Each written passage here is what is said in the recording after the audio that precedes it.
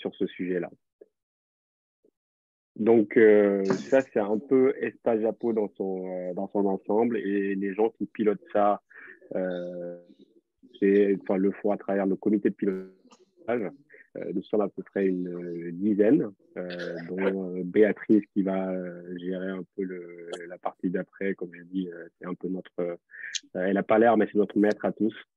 Je dis ça comme ça, assez précoce. Donc, docteur Sanya d'ailleurs, pour ceux qui ne savent pas. Benjamin, Ouri, Cher, Sadi Boudem, qui est un peu notre mentor et puis notre grand frère au niveau du comité de pilotage. Il y a Fatoula aussi, Justin. Alors, j'espère que je n'oublie personne. Et donc, s'il oublie quelqu'un, je lui dois un verre. Et donc, voilà.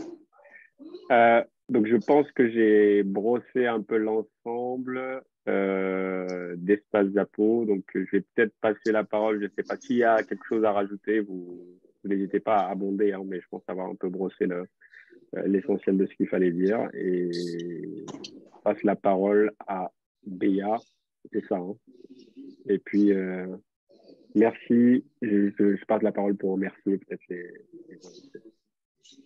Merci infiniment Henri. Bonsoir à tous. C'est un plaisir renouvelé de vous accueillir sur cette plateforme que nous offre Espace Diapo pour discuter sur l'investissement, en particulier celui de la diaspora.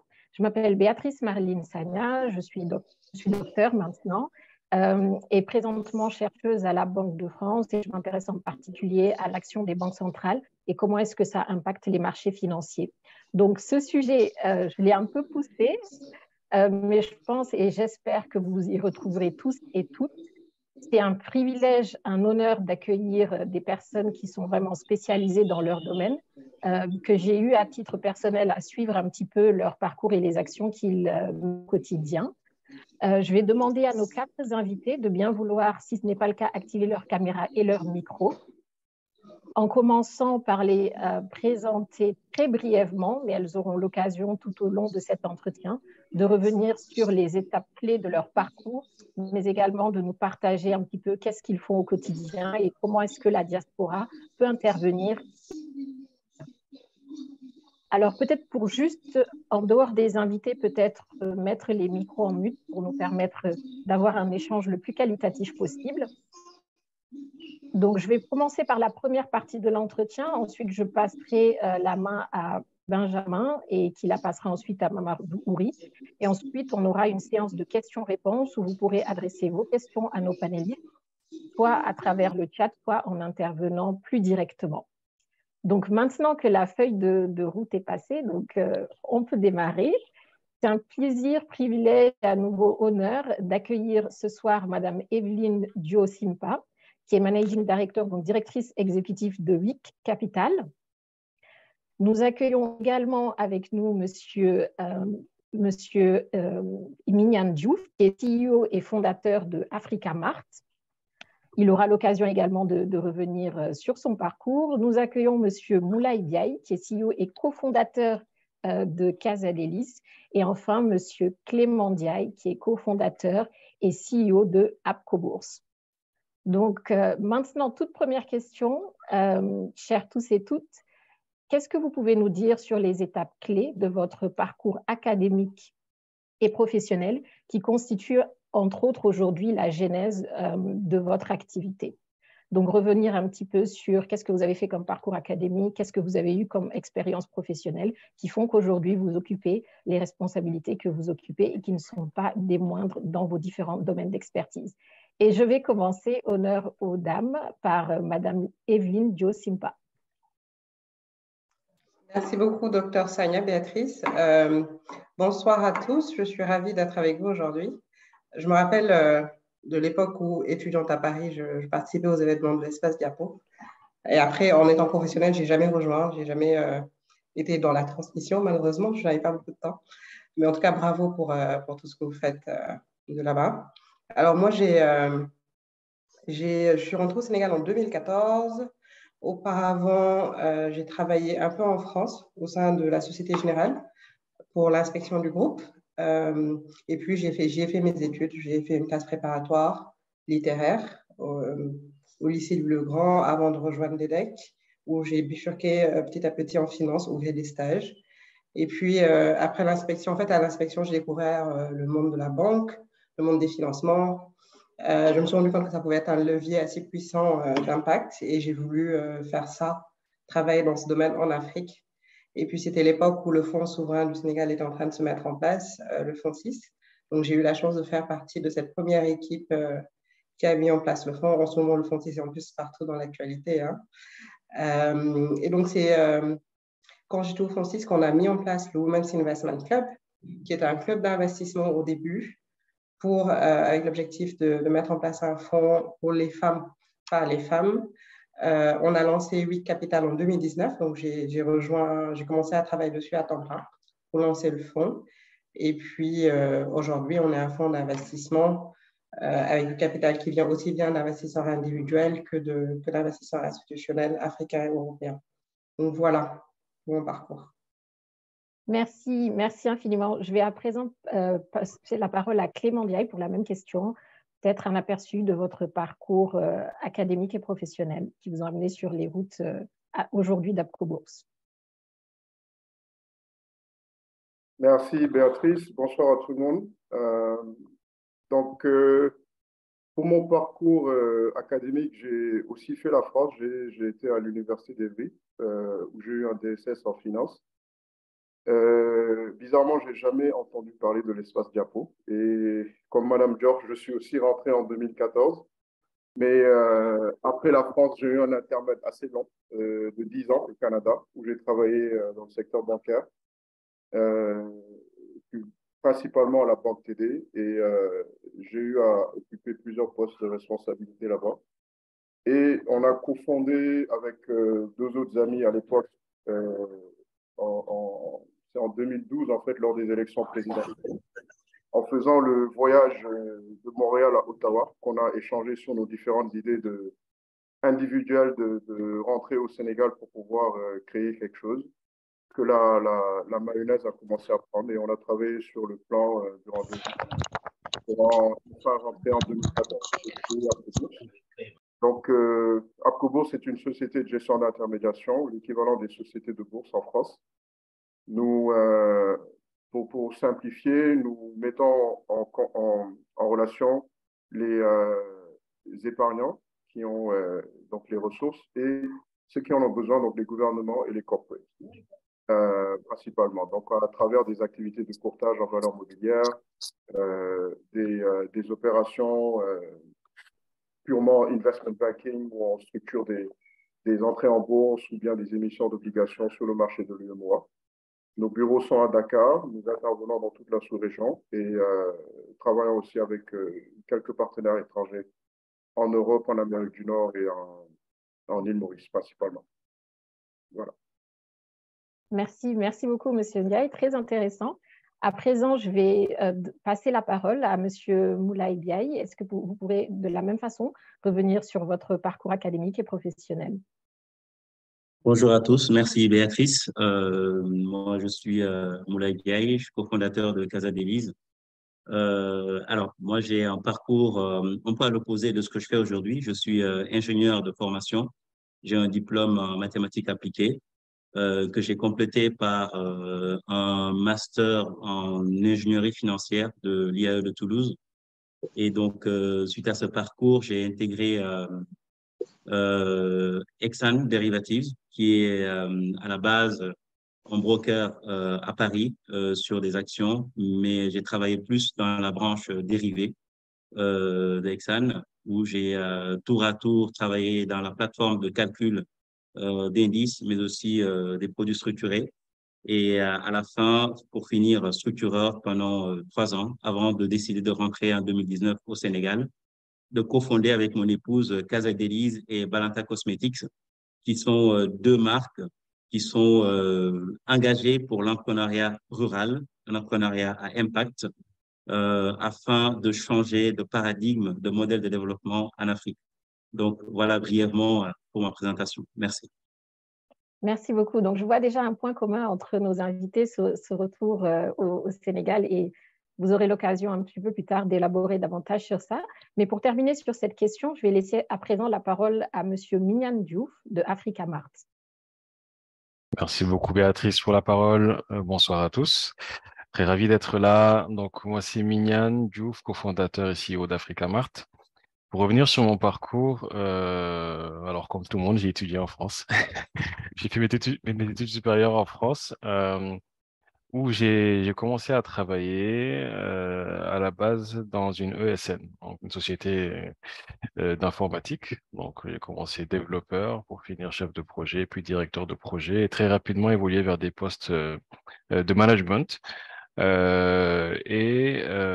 Suite au rachat de la société où je travaillais, donc j'ai décidé de me mettre à mon compte. Donc, c'était mon premier pas vers l'entrepreneuriat. Donc, j'ai commencé en freelance en France avant, voilà, au fil d'opportunités avec différents clients que j'avais, d'avoir la possibilité de monter un centre de service donc de développeurs au Sénégal, donc qui travaillaient pour des projets de clients que j'avais en France. Voilà, donc c'est comme ça que j'ai commencé à faire la navette entre le Sénégal et la France. Donc, c'était en 2016 à l'époque. Non, en 2015 même, en 2015 à l'époque. Donc, j'ai fait cela entre 3 et 4 ans avant de fonder Africamart avec mon frère, qui est la société que je dirige actuellement. Et l'idée est venue, enfin déjà, la genèse d'Africamart, c'était plutôt mon frère qui avait démarré dans l'import-export agroalimentaire et qui s'est retrouvé à avoir des sollicitations de plus en plus importantes de produits à exporter vers l'Asie, vers l'Afrique du Nord, et m'a sollicité pour de l'aide. Donc à la base, c'est parti de là. Et tout de suite, j'ai, on va dire, identifié fort potentiel de structuration de ces chaînes de valeur agricole avec le digital. Voilà, donc c'est comme ça qu'on a commencé à imaginer une plateforme à la base. Enfin, au départ, c'était pour faire de l'import-export. Et au fil de différentes itérations, aussi parce que l'on a une sensibilité particulière étant issu de familles d'agriculteurs, on en est arrivé à se concentrer sur la production en local, que l'on distribue également en local. Et donc très rapidement, Africamart, ce qu'on fait actuellement, c'est que on a créé une plateforme qui va faire le pont entre les petits producteurs en zone rurale et donc les commerçants informels que vous voyez en zone urbaine. Voilà, donc 95% de nos clients sont des commerçants informels, des marchés de Castor, de Tcharoy, de Mbour, de Thiès, qui sont pour la plupart illettrés, ne parlent pas français et ont très très faible, on va dire, niveau de digitalisation. Donc ce sont eux justement que l'on essaie d'embarquer sur cette plateforme qui leur donne la possibilité d'accès à des produits frais, à des prix abordables et cela avec une infrastructure logistique qui est hyper light, et comme on dit, on se veut asset light. Donc c'est comme ça que l'on se définit dans les grandes lignes. Voilà. Merci infiniment pour ces premiers éléments de réponse qui permettent déjà de planter le décor. À présent, mettons un peu plus le cap sur les activités de vos différentes entreprises. On entend parler d'un côté d'actions, d'obligations, d'un autre côté fonds d'investissement, d'agriculture, de chaînes de valeur, et on se rend assez bien compte du rôle stratégique que chacun de ces domaines d'activité représente dans l'économie. Est-ce que vous pouvez peut-être dans des termes vraiment accessibles nous parler un petit peu de vos activités au quotidien, de ce que vous proposez à vos clients et dans quelle mesure des personnes de la diaspora peuvent justement leverager sur les activités que vous proposez? Donc, je vais commencer par la fin. Donc, Mignan, je vous donne la parole dans un premier temps. Très bien, merci pour la question. Alors, nous créons de la valeur de part et d'autre des chaînes agricoles. Donc, d'un côté, on a une hyper fragmentation des petits producteurs. Donc, 80% de ce qu'on mange vient de tout petits producteurs. On parle de producteurs qui produisent sur moins de 2 hectares. Okay. Et c'est ceux qui produisent la majorité de ce que l'on consomme. De l'autre côté, on va avoir 90 à 94% des foyers qui vont s'approvisionner chez de petits commerçants. Donc, dans le marché informel, pas structuré. Donc, on parle du marché Castor, marché Kawa, etc., marché HLM. Sauf que ces deux mondes-là, il est juste impossible pour des raisons structurelles de coûts logistiques, d'organisation, de flux d'informations, de travailler en direct. OK? Et donc, naturellement, il y a une chaîne, il y a une succession d'intermédiaires qui vont s'opposer, qui peut varier de 3 à 10 acteurs en fonction des types de produits que l'on consomme. OK? Donc, ce qui se passe, c'est que lorsqu'on prend le produit agroalimentaire, donc chez le consommateur final, ce qu'on ne sait pas, c'est que 70 à 80% du prix, c'est que de la logistique, en fait. Donc, c'est ce qui va chez les transporteurs, ce qui va chez les différents brokers qu'il y a sur toute la chaîne. Donc, nous, ce que l'on veut apporter, c'est pas forcément une nouvelle supply chain, parce qu'on n'en crée pas une. Donc, on travaille avec ces acteurs qui sont déjà actifs dans ce secteur-là. Et ce qu'on va leur apporter, c'est plutôt de la fluidification, de la simplification, de l'efficacité. Donc, on va travailler avec ces petits producteurs. On a mis en place un réseau de centres de collecte dans les zones rurales où ils vont pouvoir soit déposer les produits, soit nous pouvons organiser l'enlèvement des produits et le dépôt dans ces centres de collecte-là. On a de manière identique, puis pour les mêmes raisons, des centres de distribution dans les zones urbaines et qui sont le plus proches de nos clients, à partir desquels on va déjà préparer les commandes et en plus livrer ces clients-là. Et nous, notre valeur ajoutée est d'utiliser la technologie pour être en mesure de déplacer les produits des champs vers les marchés en moins de 18 heures. Donc, tous les jours, on va acheter des produits, trier les produits, éventuellement nettoyer les produits, les transporter, qu'ils viennent du Waalo, de la Casamance, des Niayes, dans les différentes zones urbaines où nous avons nos différents centres de distribution, préparer les commandes et shipper vers les marchés en moins de 18 heures. Voilà. Donc, on ne stocke pas de produits. Donc, pourquoi est-ce que l'on insiste beaucoup sur cette durée-là? C'est qu'en fait, elle est hyper structurante dans le prix qu'on arrive à proposer. Elle est hyper structurante dans le fait que l'on réduise considérablement les pertes alimentaires. Elle est hyper structurante dans le fait que l'on arrive à sécuriser les prix d'achat et vente dans un laps de temps sur un laps de temps assez court pour éviter les risques de prix. Et c'est de cette manière-là que l'on arrive à acheter à de bons prix, proposer de bons prix à nos clients et être en mesure de nous faire suffisamment de marge pour s'en sortir. Voilà. Donc, on crée de la valeur vraiment sur toute la chaîne. Encore une fois, on est asset light, comme je dis, on a une infrastructure assez légère dans le sens où on va travailler avec des transporteurs indépendants. C'est tous les taxis, bagages que vous voyez, tous les gros porteurs que vous voyez avec des sacs de patates, etc. Donc, c'est des gens qui vont travailler avec nous. On va travailler avec des pousse-pousse, on travaille avec des charrettes, on travaille, bref, avec tous les types de moyens disponibles. Donc, on est hyper pragmatique dans notre logistique. Et c'est cette flexibilité-là aussi qui fait que l'on arrive à faire les choses assez vite et de manière assez frugale, quoi. Donc, pourquoi est-ce que je vous parle de tout cela? C'est pour vous montrer en gros la valeur qu'on arrive à créer sur toute la chaîne. Donc, c'est des gens qui sont déjà actifs dans cette chaîne. En revanche, qui chacun à son niveau vont faire face à des difficultés que nous, on va essayer de régler via notre plateforme qui allie la logistique et le digital. Alors, c'est vraiment ça que l'on apporte sur toute la chaîne. Donc, l'agroalimentaire, c'est 70% des emplois en Afrique. Okay. En revanche, il y a aussi une corrélation entre toutes les personnes qui sont actives là-dessus, en tout cas de petite taille, et malheureusement, le niveau de revenu. En général, c'est des populations qui sont, comme on dit, c'est les BOP, quoi, les bottom of the pyramid. C'est les gens qui font le moins de revenus, qui font le moins de marge, et parce qu'ils sont actifs dans des secteurs, dans des économies où il est difficile de se développer. Tout simplement parce qu'on n'a pas accès au financement, tout simplement parce qu'on n'a pas beaucoup de fonds de roulement, tout simplement parce qu'il y a énormément de risques liés à l'activité qui font qu'ils sont obligés de penser au jour le jour. Voilà.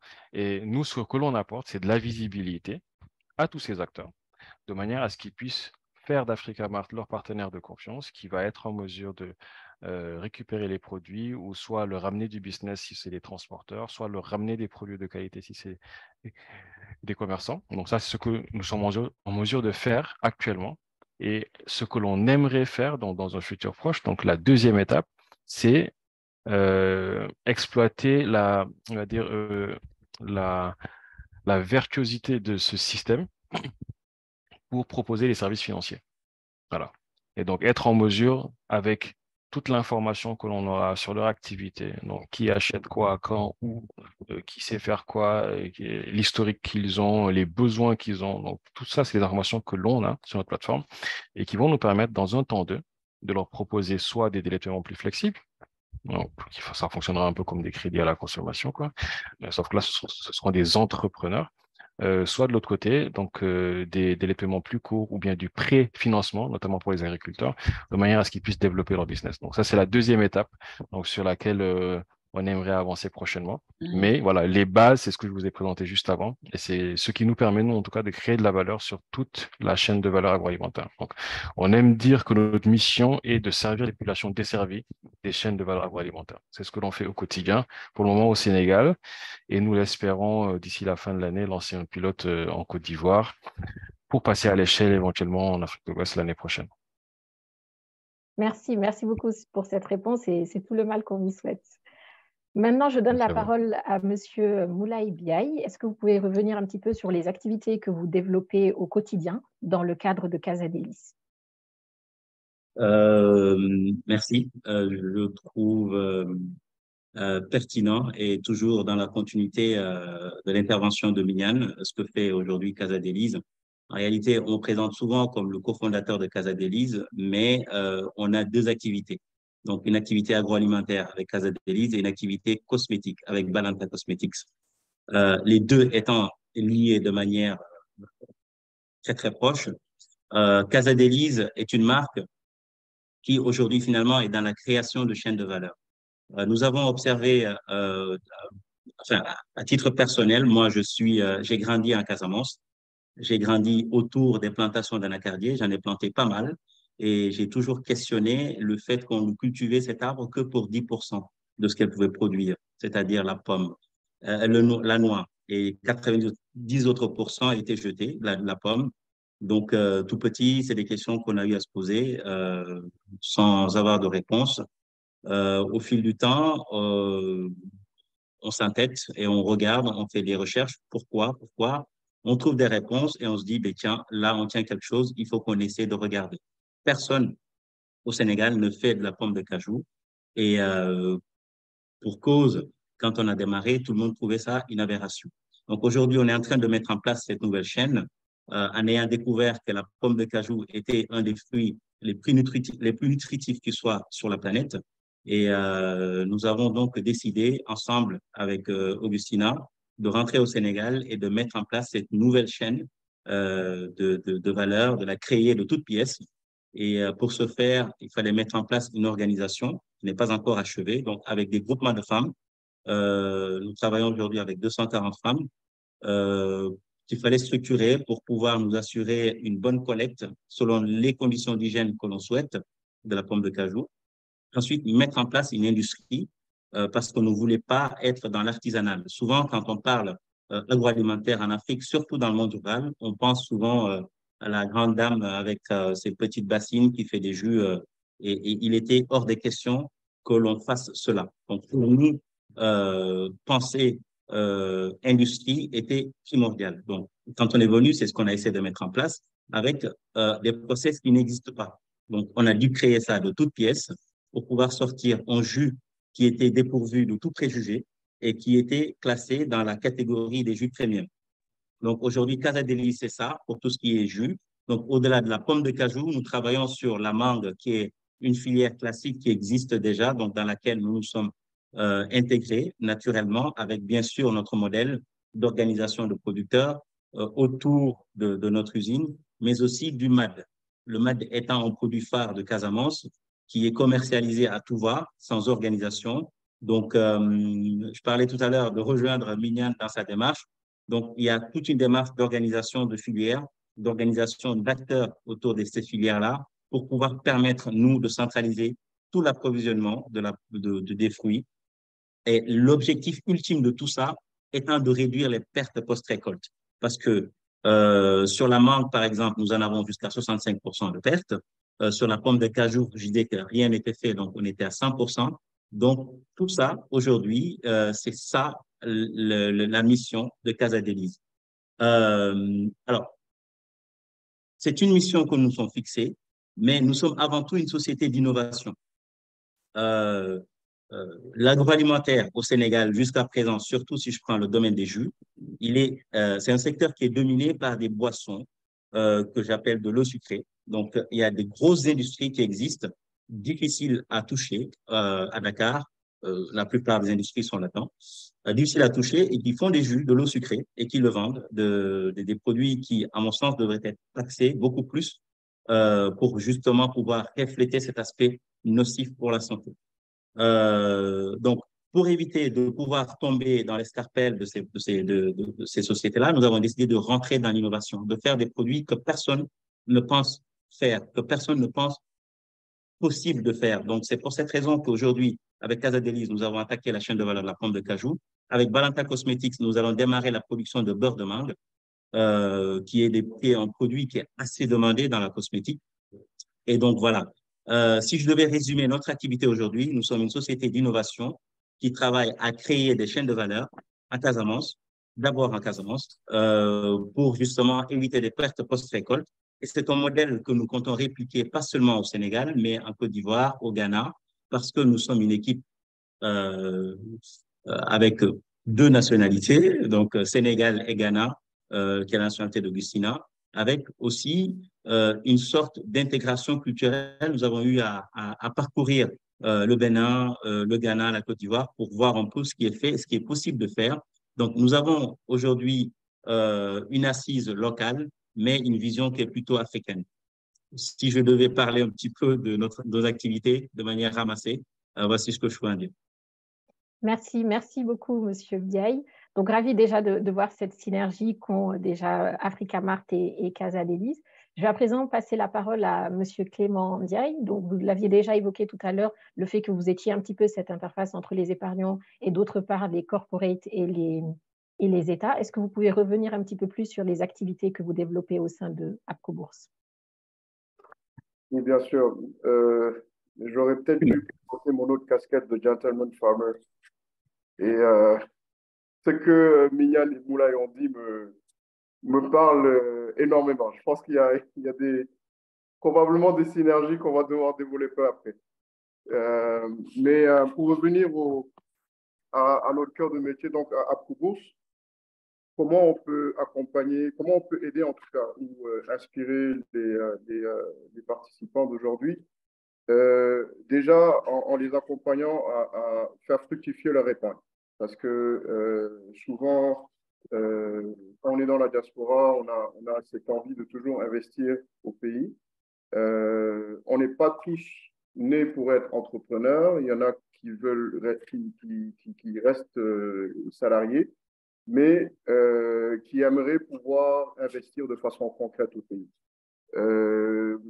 La plupart des investissements qui sont faits retombent dans le domaine de l'immobilier, mais de plus en plus, nous avons des compatriotes qui cherchent à investir sur le marché financier pour pouvoir justement bénéficier des rendements qui, jusqu'à une époque récente, en tout cas, étaient beaucoup plus intéressants que ce qu'il y a dans les marchés les plus connus, comme en Europe ou en Amérique du Nord.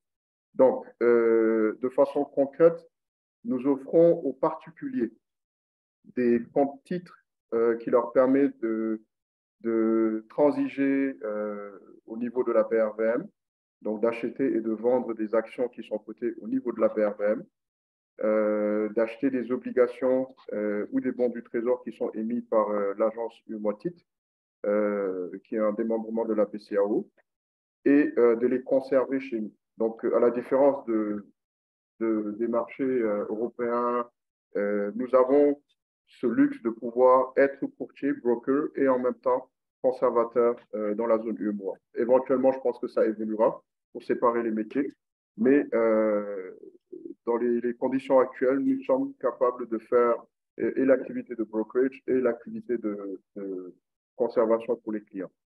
Donc, ce que je peux peut-être appeler l'investissement patriote, sans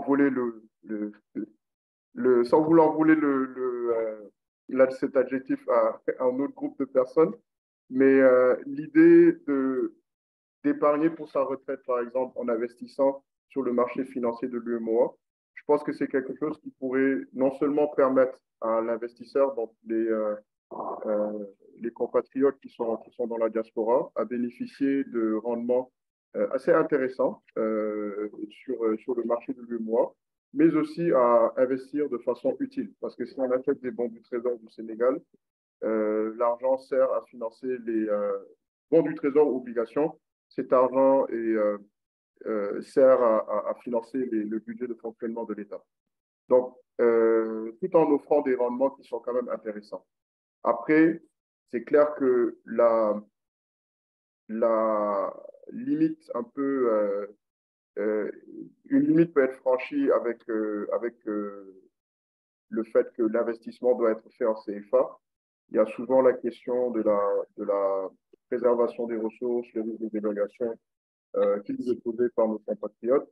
Mais c'est un sujet qui, malheureusement, est éminemment politique. Je pense que Béatrice pourrait peut-être élaborer un peu plus sur ce sujet, mais nous ne prévoyons pas, en tout cas, dans les 3 ans, 5 ans à venir, subir ce qu'on a connu en 1994. Maintenant, le problème est quand même réel, mais on a quand même l'autre aspect qui protège un peu les investisseurs, donc la parité euro-CFA, qui peut être utilisée pour pouvoir commencer par exemple par des investissements sur le court terme, pour essayer, et ensuite diversifier un peu plus. Donc, pour les compatriotes maintenant qui sont entrepreneurs, nous pouvons les accompagner dans leur levée de fonds pour financer leur développement ou leurs investissements à travers la structuration de crédits bilatéraux ou bien des introductions en bourse pour les entreprises qui sont constituées selon le droit OHADA dans la zone UEMOA, ou bien des émissions obligataires pour lever de la dette. Voilà, donc rapidement, donc évidemment, le conseil financier couvre tous les aspects des instruments financiers qui sont disponibles dans l'UEMOA, et nos équipes peuvent accompagner tous les investisseurs potentiels dans leur choix pour pouvoir fructifier leurs épargnes ou préparer en tout cas un projet d'investissement au Sénégal. Merci infiniment pour tous ces éléments que vous nous avez partagés. Je vais à présent passer la parole à Madame Evelyne Jo Simpa pour nous parler un petit peu des activités de WIC Capital, donc Women Investment Club, et comment est-ce que vous accompagnez au quotidien ces entreprises et ces femmes à aller sur la voie de la prospérité. Merci beaucoup. Alors, juste avant de parler de WIC Capital, j'aimerais juste renchérir sur les propos de Clément. Moi, si c'était à refaire avant de rentrer, j'aurais beaucoup investi via une SGI locale, sur le marché local. Parce qu'effectivement, en termes de rendement, il n'y a pas photo, en fait. Et il n'y a pas de minimum de tickets, finalement, pour ouvrir un compte titre. Donc, c'est une épargne qui peut se constituer petit à petit. Donc, j'encourage fortement les jeunes actifs de la diaspora à recourir à ce type d'épargne. C'est un très bon outil. Donc, j'ai découvert un peu tard, une fois que j'étais à Dakar. Alors, chez nous, WIC Capital, pour la petite histoire, donc je disais tout à l'heure, on a commencé par le WIC, le Women's Investment Club. C'est un groupe d'un peu plus d'une centaine de femmes. On est aujourd'hui 99 au Sénégal, à peu près une trentaine sur le WIC Côte d'Ivoire. Le club a été lancé par 4 femmes en 2016 avec juste un objectif d'apporter une contribution concrète aux problématiques des femmes entrepreneurs en matière d'accès au financement, d'accès à de l'assistance technique de qualité qui freinait un peu la croissance des entreprises dirigées par des femmes. Quand on regarde nos écosystèmes, on se rend compte que déjà, il y a moins de femmes entrepreneurs que d'entrepreneurs hommes à la base. Et puis, ces femmes entrepreneurs-là ont tendance à rester à une très petite taille. Et effectivement, quand on parle globalement de la femme entrepreneur africaine, l'image qu'on communique tout le temps à l'international, c'est cette femme au bord de la route qui vend ou qui est au marché. Alors que, en fait, ces dames entrepreneurs-là, ils sont sur des chaînes de valeur qui ont énormément de potentiel, beaucoup sur la chaîne de valeur agricole d'ailleurs. Et donc, nous, notre objectif, c'est vraiment d'apporter du capital adéquat, donc patient, de l'assistance technique suffisante et adéquate pour leur permettre de passer à l'échelle. Et le mot l'expression passer à l'échelle est clé. Il ne s'agit pas de se substituer à la microfinance qui fait déjà un énorme travail en termes d'inclusion financière. Il faut faire un pont entre les outils de la microfinance et le financement bancaire ou de fonds d'investissement sur le marché. Et donc permettre vraiment un premier niveau de croissance rapide pour aller vers de grosses entreprises. Aujourd'hui, je pense que plus de 90% des entreprises dirigées par des femmes sont en réalité des TPE. Au Sénégal, une TPE, c'est une entreprise qui fait moins de 100 millions de chiffres d'affaires par an. Et donc, vous serez surpris de voir qu'en fait, beaucoup des entreprises qu'on voit avec pignon sur rue sur les réseaux sociaux sont très en deçà de ce seuil de 100 millions en réalité.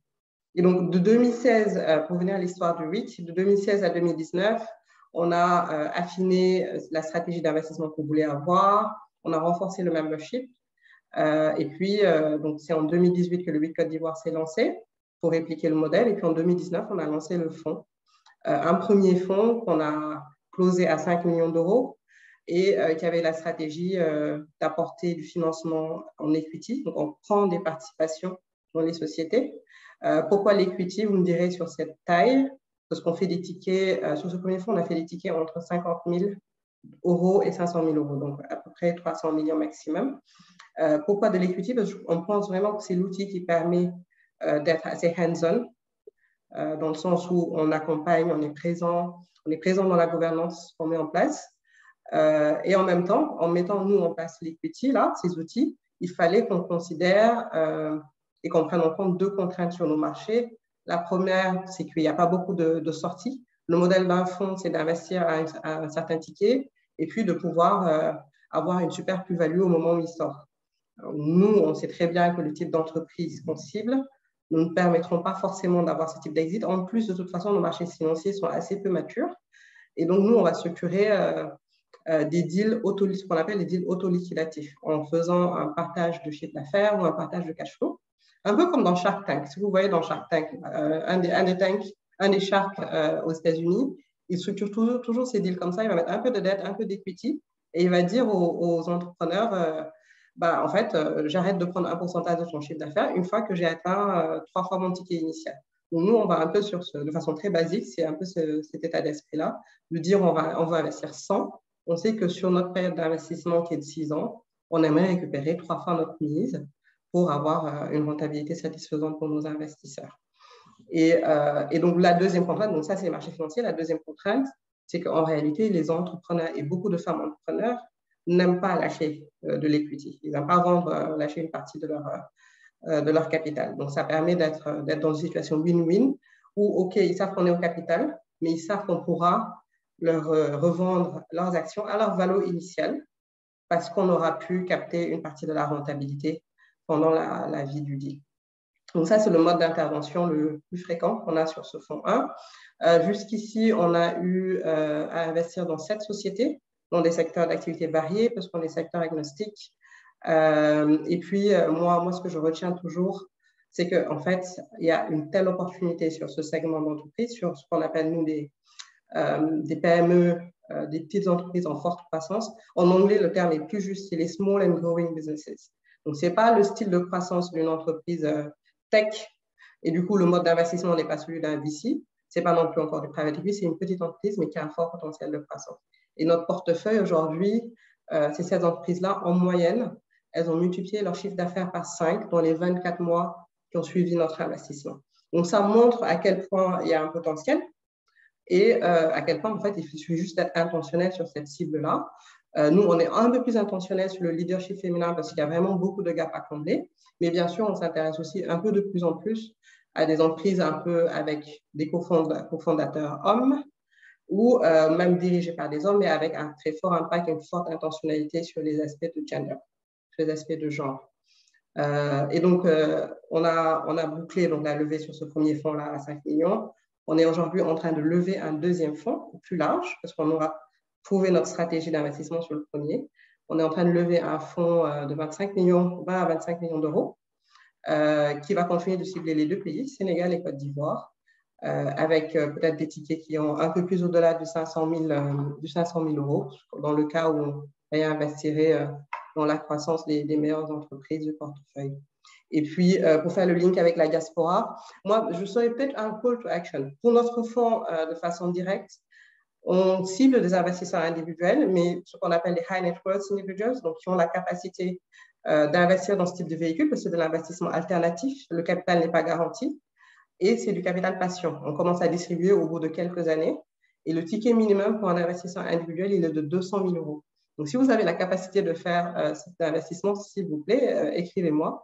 Il y a énormément d'impact à la clé, beaucoup de rentabilité aussi, une rentabilité plus élevée que le marché actuel. Mais moi, si j'ai un call to action à faire, je pense qu'il est du coup à la portée de tout le monde, c'est on a de plus en plus de réseaux de business angels au Sénégal, en Côte d'Ivoire aussi. C'est rejoignez-les, commencez à investir, amusez-vous à investir dans des cibles individuelles. Vous aurez des entreprises comme Casadelis, comme Africa Mart que j'aime bien suivre. Je pense qu'il y a énormément de potentiel sur vos chaînes de valeur. Ça permet d'être impliqué parce que vous pouvez aussi, au-delà du capital que vous apportez, quand vous êtes angel, être un conseiller du fondateur. Il y a beaucoup de valeur dans l'intelligence collective, être dans des boards, ça permet vraiment de développer le secteur privé et je pense qu'on a besoin d'un peu de tout le monde. Voilà. Parfait, merci beaucoup pour ces éléments. Je rappelle donc pour tous nos invités, tous les membres d'Espace Diapo, que vous avez la possibilité d'adresser vos questions via le chat et à la fin de l'entretien, donc elles seront adressées à nos invités. À présent, je vais passer le relais à Benjamin qui va prendre la suite de l'entretien. Et néanmoins, on reste avec vous jusqu'au bout de l'événement. Merci beaucoup. Benjamin, si tu es là, je te laisse prendre la main. Oui, je suis là. Bonsoir à toutes et à tous. Donc voilà, Benjamin Faye, membre d'Espace Diapo depuis 2014. Donc voilà, je suis dans le copil. Voilà, pour prendre la poursuite en tout cas de cet échange-là, je vais recommencer par Madame Dior, qui a d'une part, en tout cas, répondu à quelques questions. Donc, moi, ma question portait surtout sur, en tout cas, nous, les personnes évoluant au sein de la diaspora et qui, voilà, souhaiteraient investir. Donc, vous avez répondu à une partie. Aujourd'hui, est-ce que vous pouvez nous refaire, en tout cas, un petit tour sur les opportunités d'investissement, les informations à connaître? Donc, vous avez parlé du ticket d'entrée, aussi des démarches à accomplir, etc., les contacts à avoir, en tout cas, pour nous, en tout cas, les personnes évoluant au sein de la diaspora. Alors, de façon globale, hein, pour les différents réseaux de business angels qui existent. Alors, au Sénégal, on a DNA. Je pense qu'il faut juste rejoindre ou essayer de contacter sur LinkedIn les personnes clés qui vous expliqueront un peu les spécificités. Je sais que c'est beaucoup par cooptation. Il y a des documents à compléter, il me semble, et puis il y a une cotisation dans les réseaux de business angels. C'est une cotisation annuelle. Et puis un engagement qui est plutôt soft à investir un certain montant par an. Je pense que chez DNA, si mes souvenirs sont bons, c'est 10 000 $. Je ne suis pas membre du réseau, mais je m'étais renseignée. Je pense que c'est à peu près s'engager à investir au moins 10 000 $, ou peut-être que le montant a augmenté entre-temps. Chez nous, le WIC, le club d'investissement lui-même, il est réservé aux femmes. Le fonds, donc, et pour être membre du WIC, c'est un ticket minimum de 5 millions, un ticket d'entrée, et puis on réinvestit régulièrement jusqu'à atteindre au moins 11 millions de francs CFA. Et donc, ces fonds qu'on a ensemble, entre membres du WIC, sont investis dans le fonds. Il y a la deuxième option que j'ai présentée tout à l'heure, c'était celle d'être un investisseur du plus gros fonds, ce qu'on appelle un limited partner. Et là, pour les investisseurs individuels, le ticket minimum, c'est 200 000 €. Et là, effectivement, il faut me contacter pour que je puisse envoyer la documentation. Et donc, l'investissement se fera dans les mêmes conditions que les investisseurs institutionnels, donc avec une documentation juridique extrêmement carrée et détaillée. Et puis, ce qu'il faut savoir, c'est que quand on est investisseur dans un fonds, on paye des frais de gestion à la société de gestion du fonds. C'est comme ça que la société de gestion du fonds peut payer ses salaires et faire les deals de façon générale. C'est tout, donc contactez-moi pour WIC. Je ne sais pas si vous avez des questions plus spécifiques. Non, pas pour le moment. En tout cas, merci en tout cas pour ces précisions. Donc, je vais passer à Clément. Donc, Clément, aujourd'hui, en tout cas, voilà. Donc, quelles sont les opportunités d'investissement donc chez Apco Bourse et puis apport, budget, démarche, etc. Contact. Alors, merci Benjamin. Les opportunités d'investissement sont quasi continues. Il y a, comme Evelyne l'a dit tout à l'heure, il n'y a pas de minimum pour ouvrir un compte titre chez nous.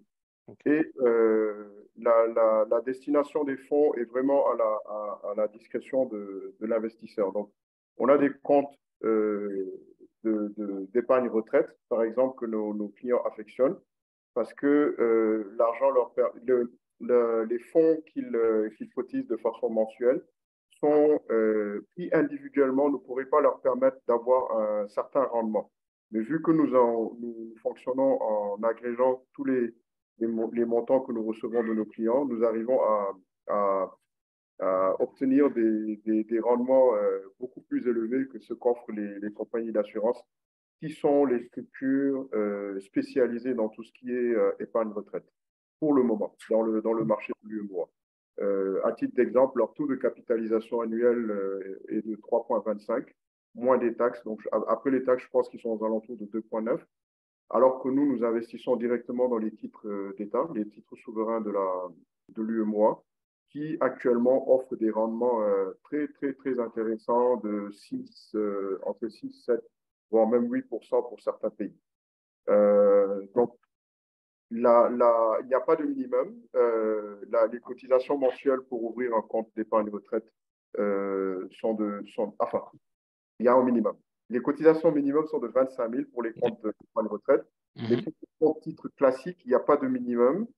C'est un compte de courtage dans lequel les clients peuvent acheter des actions de l'une des 46 sociétés cotées au niveau de la BRVM, donc incluant Sonatel, qui a la plus grosse capitalisation de l'UEMOA. Et aussi toutes les obligations d'État et les obligations corporate qui sont cotées peuvent être achetées via ce canal. Pour les obligations, généralement, le minimum, c'est 10 000. Mais les actions, il y a des actions qui valent 700 ou 800 francs CFA. Donc, il y en a vraiment pour toutes les bourses. L'essentiel, c'est d'avoir un plan et de pouvoir discuter avec nos conseillers pour savoir quel est l'objectif de l'investissement, quel est l'horizon de placement et aussi quel niveau de risque l'investisseur est prêt à accepter.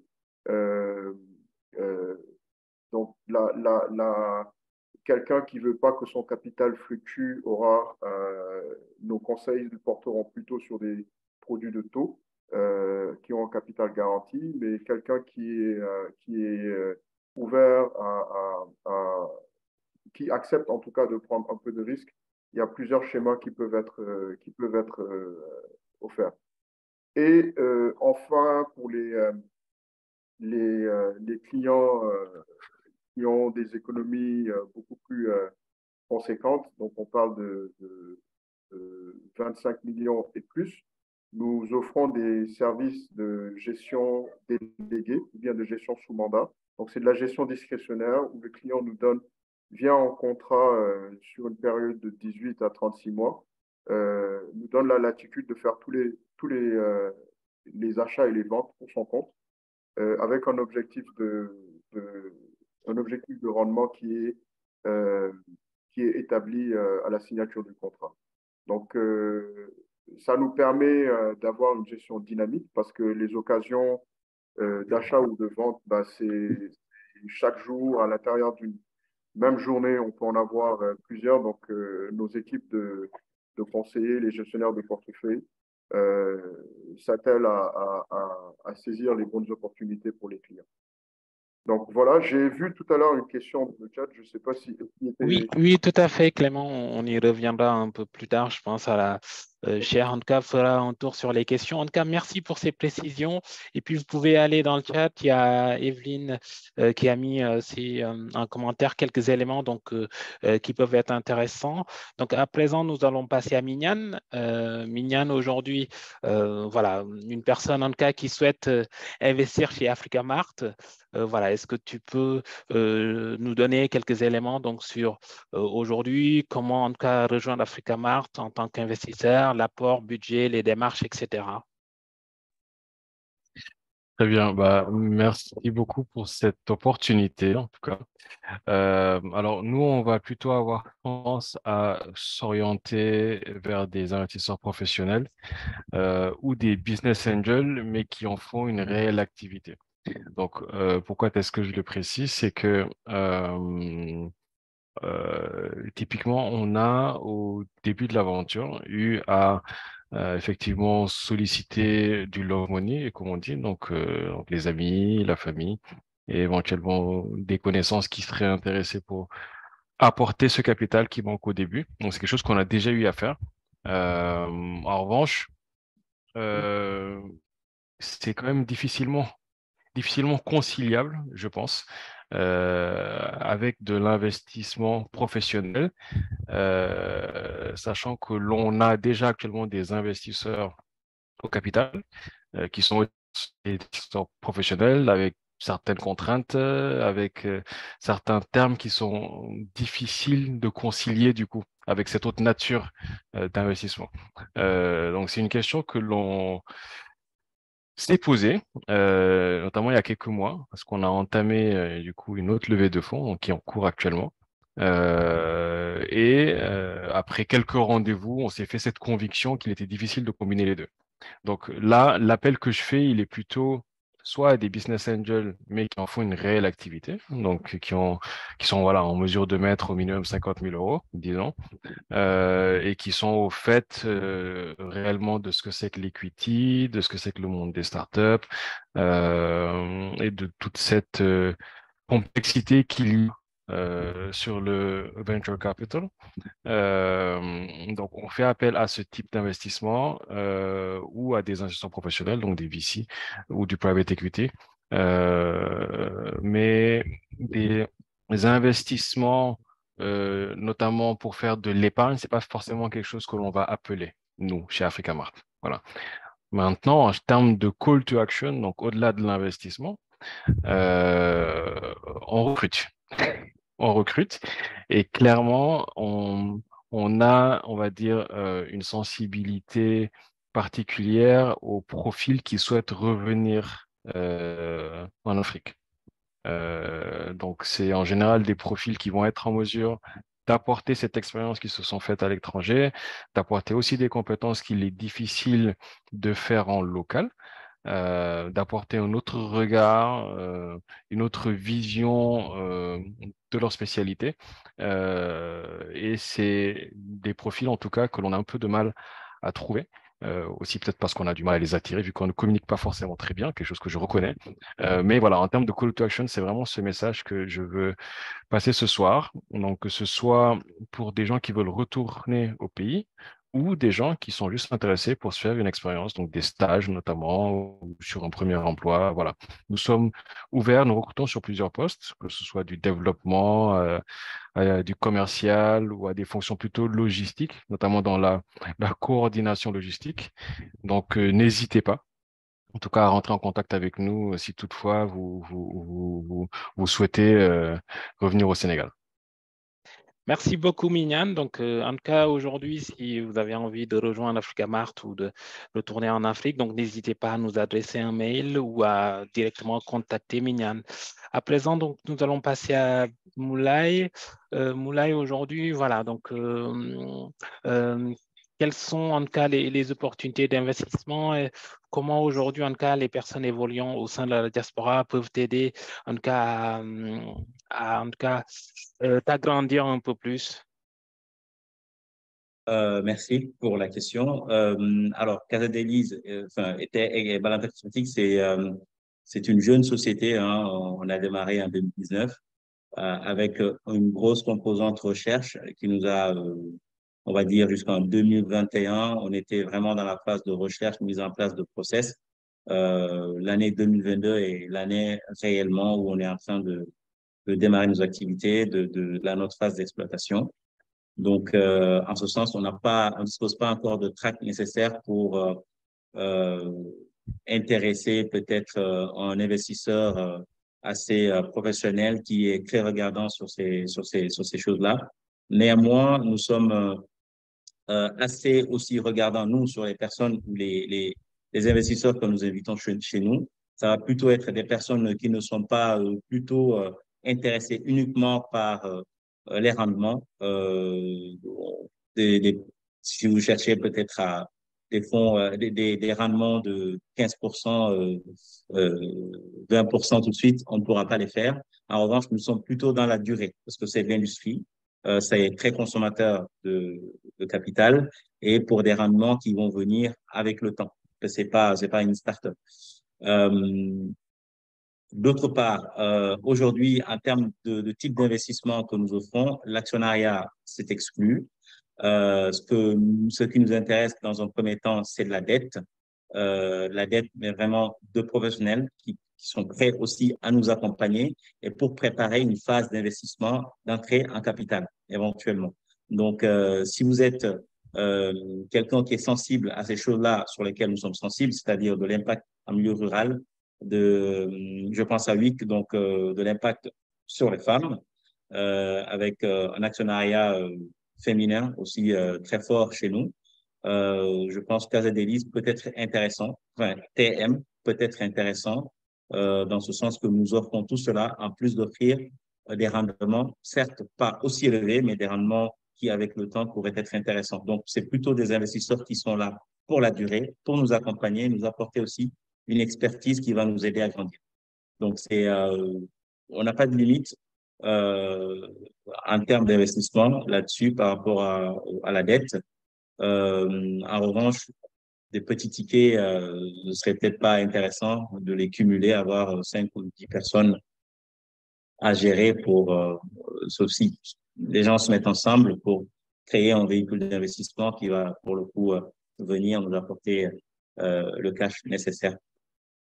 Merci beaucoup, Moulay. Je pense qu'on peut en parler, Moulay, mais il ne faut pas que tu prennes de la dette maintenant. Mais on pourra en parler. Et puis nous, on veut bien, mais on ne veut pas du 15%, on veut plus. Au moins, c'est clé. Donc, merci Moulay, merci pour ces précisions. Donc, voilà, je répète, hein, donc, Evelyne recrute, Mignan recrute et Clément, bon, je n'ai pas encore vu les messages et Moulay aussi recherche pas mal d'investissements aujourd'hui. Donc, voilà, je vais enchaîner avec Moulay sur, en tout cas, aujourd'hui, vos activités. Donc, Moulay, tu évolues dans un cadre quand même qui est relativement bien posé, institutionnel, légal, avec ses atouts et pistes d'amélioration. Aujourd'hui, quel est l'apport de ce cadre institutionnel et légal pour ton activité? Je n'ai pas compris la question, tu peux répéter, excuse-moi. Donc là, aujourd'hui, voilà, tu évolues dans quelque chose quand même qui est assez institutionnel, assez légal, avec ses atouts et pistes d'amélioration possibles. Aujourd'hui, en tout cas, quel est l'apport de ce cadre institutionnel et légal pour ton activité? Alors, si j'ai bien compris la question, on parle de la réglementation autour de nos activités. C'est ça. C'est bien ça. Exactement. Oui, alors c'est un cadre qui est assez strict parce qu'on fait des produits alimentaires qui sont destinés à la consommation, donc c'est assez contrôlé. À notre niveau, on a eu un peu de difficulté au début à connaître tout ce qu'il fallait faire pour pouvoir être, on va dire, compliant avec ce cadre-là. Cela nous a pris un peu de temps pour comprendre cela parce que il n'est pas écrit quelque part au Sénégal, il n'est écrit nulle part au Sénégal comment naviguer ce cadre-là, notamment pour tous les investisseurs dans le secteur agroalimentaire. Comment faire, qu'est-ce qu'il faut faire, quelles sont les étapes, quel agrément il faut obtenir. Ce n'est pas écrit. Donc, on les découvre, on navigue à vue, on apprend. Donc, c'est pour ça que ça nous a pris 2 ans pour pouvoir mettre en place tout cet aspect réglementaire, ce cadre légal, être compliant vis-à-vis de la direction du commerce, des services d'hygiène, de la direction de l'environnement, toutes ces personnes-là qui sont censées nous contrôler pour vérifier que notre activité respecte ce cadre-là qui est établi au Sénégal. Donc, des pistes d'amélioration, oui, nous sommes actuellement en train de mettre en place une certification HACP pour la qualité, qui est le niveau 1 de la démarche qualité. Et ensuite, partir de là pour aller vers de l'ISO. Ce sont les pistes d'amélioration que nous voyons aujourd'hui concernant notre activité. Donc, plus de l'amélioration autour de la qualité. Bon, la qualité est là, mais quelque chose qui certifie que cette qualité est là et qu'elle est bien mise en place. Merci Je Moulay. ne sais pas si j'ai bien compris la question. Exactement, c'était exactement ça. En tout cas, merci beaucoup pour ton retour. Mignano, aujourd'hui, effectivement, donc voilà, toi qui évolues plus du point de vue un peu plus Afrique au global, donc voilà, donc quel est l'apport en tout cas de ce cadre institutionnel pour toi, pour que tu puisses en tout cas évoluer au sein, en tout cas faire évoluer ton activité? Alors, moi, la particularité de mon activité est qu'elle va s'adresser principalement à des acteurs qui sont complètement informels. Et du coup, nous, on va justement apporter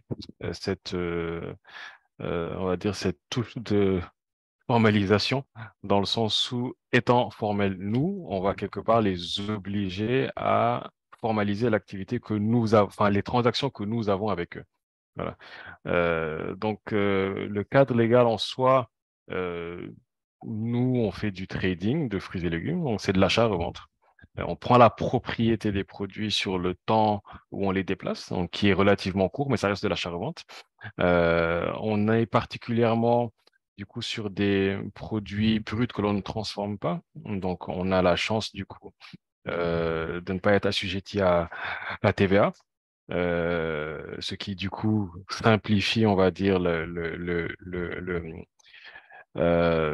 enfin, ces opérations de trading-là, mais la plupart de nos acteurs sont complètement informels. Donc, la difficulté avec cela, c'est qu'il faut du coup un peu les tirer dans l'autre sens, dans le sens où il faut faire des factures, il faut demander des factures, il faut qu'il y ait des justificatifs pour absolument tout ce que l'on fait, que ce soit un transporteur, un producteur, etc. C'est pas des gens qui fonctionnent avec cela.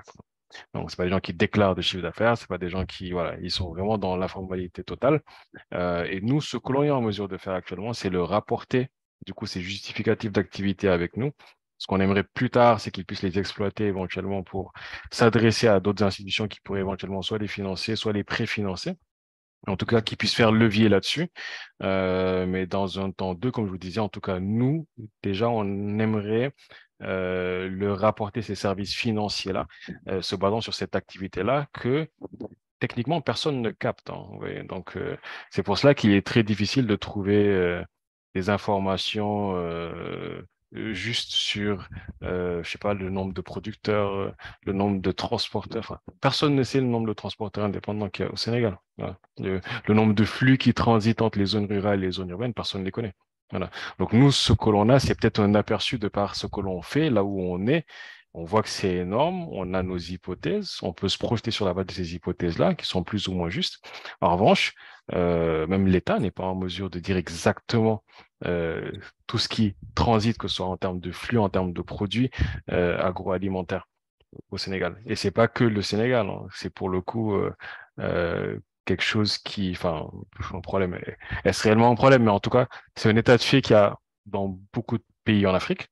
Euh, donc, on ne le voit pas forcément comme un problème, on le voit plutôt, nous, comme une opportunité d'apporter de la valeur, de créer de la valeur, et quelque part de participer à la construction de ce cadre-là. Voilà, donc moi, c'est plus comme ça que je le vois. Nous, étant une entreprise formalisée, on est obligé de suivre certaines normes, naturellement. En revanche, étant une plateforme et travaillant avec des gens complètement informels, on participe, on va dire, à la définition de ce cadre quelque part. Voilà, donc, c'est plus la vision que j'ai là-dessus. Donc, j'en fais pas forcément une contrainte. C'est plus une opportunité pour Africamart pour le coup.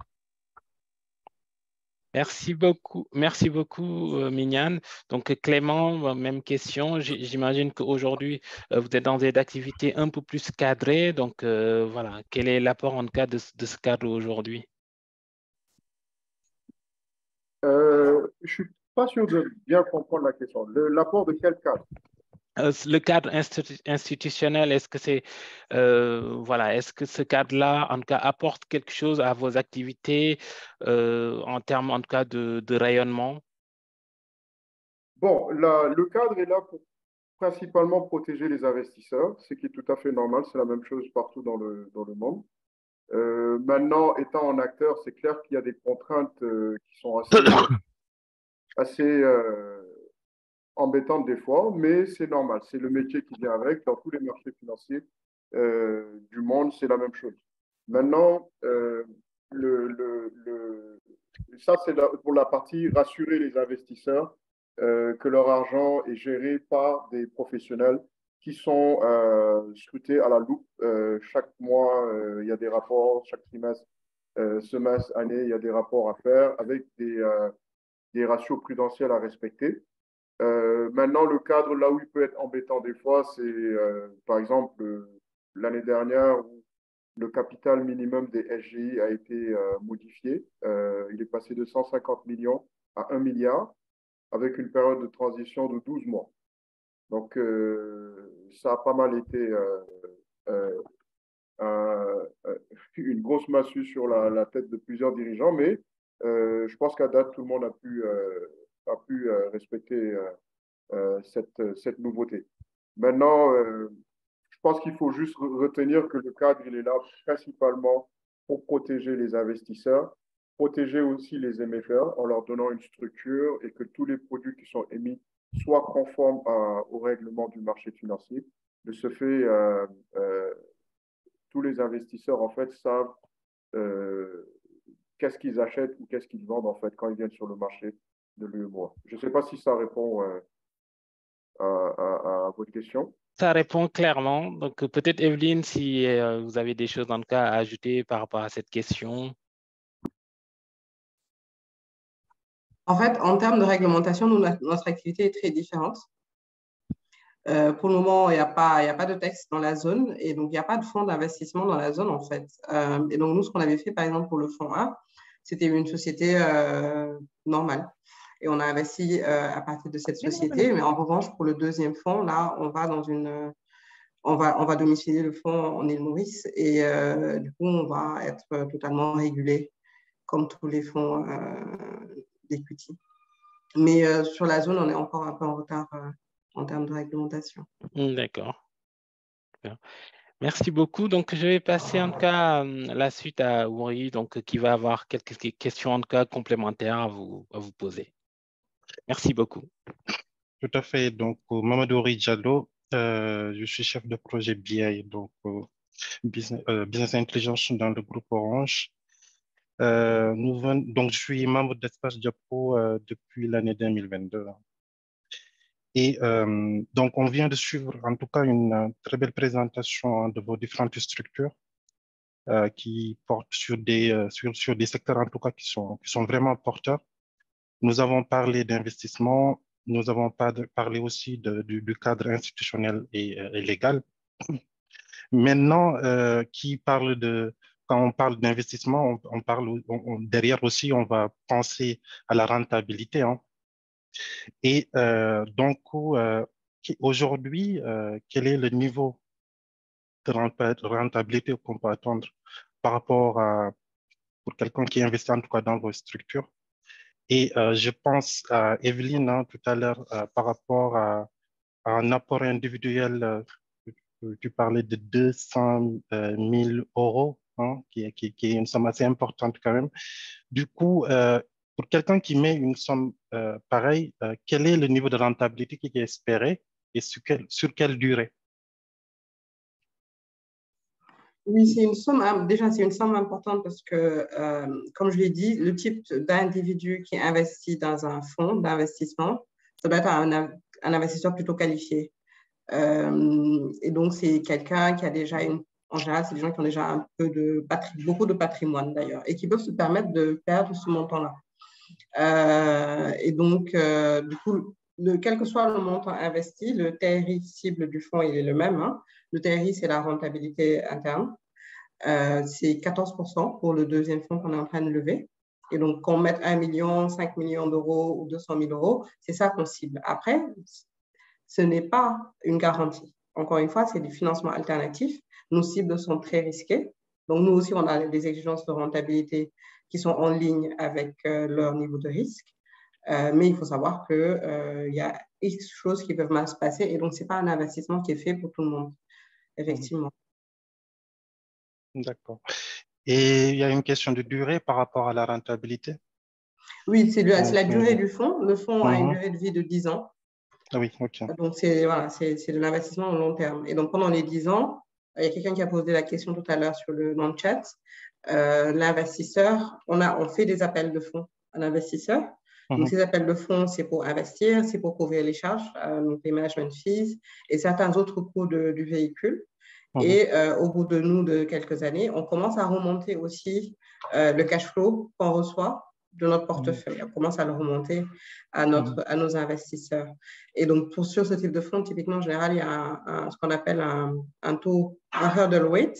Je ne sais pas comment le traduire. C'est un taux à partir duquel le gestionnaire de fonds que nous sommes commence aussi à se rémunérer d'une certaine façon, à prendre un intéressement à la rentabilité. Et donc, nous, notre niveau de hurdle rate, il est de 7%. Ça veut dire que on appelle des fonds de l'investisseur. Après, nous, qu'on lui distribue, on ne distribue qu'à lui jusqu'à ce qu'il atteigne son niveau de rentabilité, qui est de 7%. Et ensuite, on se répartit les fonds qui viennent du portefeuille. D'accord. C'est très clair. En tout cas, merci beaucoup. Mais encore une fois, il faut être un investisseur averti pour investir un montant de 200 000 euros minimum dans un véhicule d'investissement. Je pense que le message est clair. La même question à Clément. Du coup, quel est le niveau de rentabilité aujourd'hui par rapport à un investissement, par rapport à un investisseur, et sur quelle durée? Alors, j'ai posé une question suite à ça, c'est avec quel profil d'investisseur? C'est pour rebondir sur le point d'Evelyne. Notre avantage en tant que SGI, on peut servir des clients qui ont un profil prudent, c'est-à-dire qui ne peuvent pas se permettre de perdre leur capital. Mais je pense que tout le monde comprend la relation entre risque, prix et rendement éventuel. Donc, zéro risque, c'est les rendements les plus faibles en fait, qu'on peut avoir sur le marché, qui sont quand même mieux que ce qui peut être proposé en Europe. Mais on a aussi cette latitude de pouvoir investir sur des sociétés cotées qui présentent un risque, mais avec des possibilités de plus-value et de dividendes qui sont versés. Donc, si on part sur le segment sécuritaire, donc les clients qui seraient plus investis dans des obligations d'État, qui sont les valeurs mobilières les plus sécuritaires. À titre d'exemple, les dernières émissions qui ont été faites cette semaine, sur du 6 mois, on a du 7,33, sur du 3 ans, du 7,13, avec l'État du Burkina. Après, bon, il y a des considérations aussi à avoir par rapport à la signature de l'investisseur. Le Niger a émis aussi cette semaine sur du 3 mois, les rendements étaient à 5,80. Sur du 3 ans, on est à 6,32 aussi. Donc, je vous dirais qu'en ce moment, les rendements sur les placements sécuritaires, donc tout ce qui est obligations souveraines, tournent aux alentours de 5,60 jusqu'à 7,50 sur des maturités allant jusqu'à 3 ans. Maintenant, sur le compartiment action, donc pour les investisseurs qui ont la capacité de supporter un peu plus de risques, je ne peux me baser que sur les portefeuilles, des exemples de portefeuilles que nous gérons. Les clients que nous avons en gestion sous mandat, le rendement minimum avant les réajustements qu'il y a eu cette année avec l'action de la BCAO, le rendement minimum qu'on offrait, c'était du 17% sur une période de 12 à 13 mois.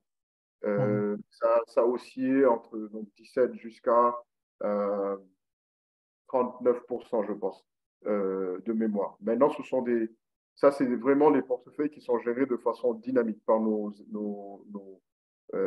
gestionnaire de portefeuille et toute l'équipe d'investissement.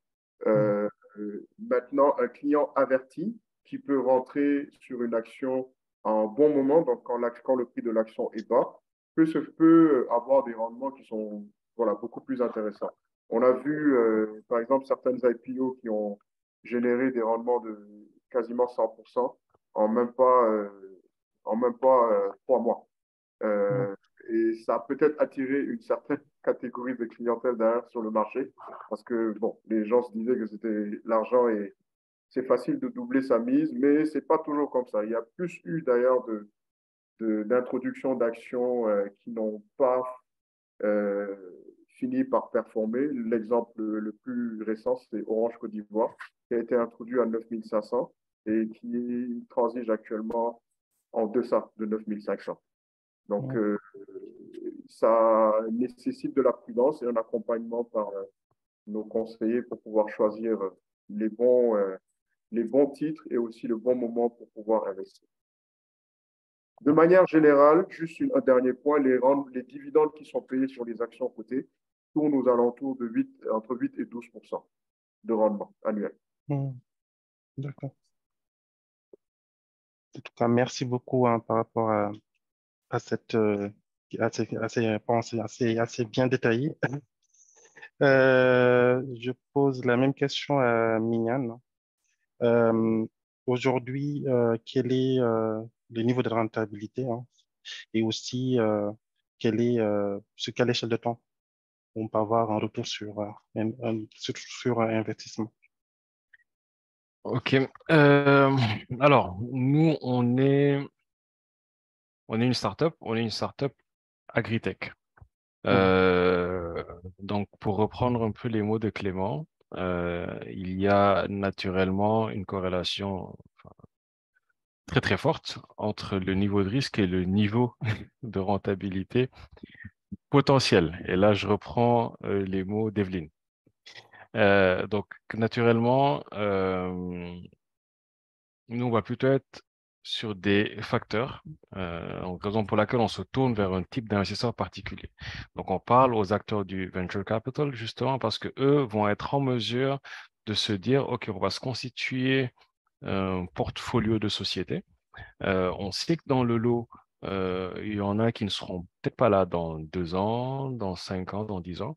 En revanche, on aimerait qu'il y en ait un certain pourcentage sur lesquels on peut faire, je sais pas, de 10 à 100 fois notre mise. Voilà. Donc, c'est à ce type d'acteur-là que l'on se présente et c'est ce type de structure que l'on est en train de monter. Donc, c'est des structures à fort potentiel, donc raison pour laquelle le secteur est important, le modèle économique est important et la manière dont on opère ce modèle économique est tout aussi important. Donc, nous, c'est plus ce type de croissance que l'on va aller chercher pour ce type de rentabilité. Donc, on est plus sur des facteurs allant de 10 à 100.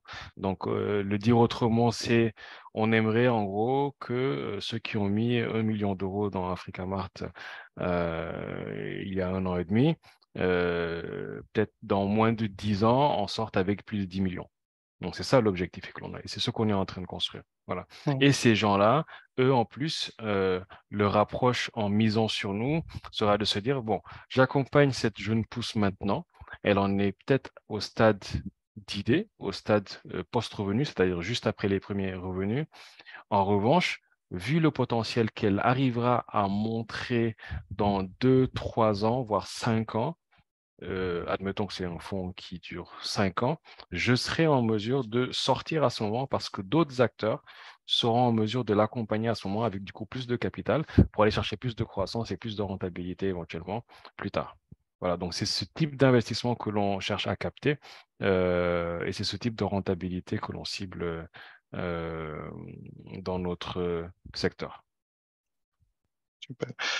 Merci beaucoup, Mignane. Je repose la même question à Moulay. Donc, le niveau de rentabilité et puis sur quelle durée pour un investisseur?